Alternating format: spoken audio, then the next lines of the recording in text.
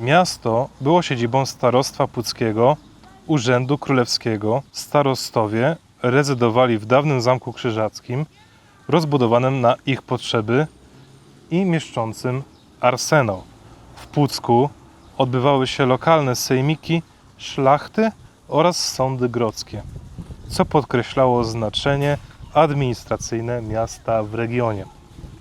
W XVI i XVII wieku Puck przeżywał względny rozkwit, związany z opieką królów polskich nad żeglugą i handlem morskim. Po 1545 roku, gdy król Zygmunt Stary przejął starostwo z rąk Gdańska i powierzył je Stanisławowi Kostce, doradcy do spraw morskich, znaczenie portu wzrosło. Kolejni starostowie, między innymi przedstawiciele rodów Wejherów, organizowali obronę wybrzeża i dowodzili wojskami nadmorskimi.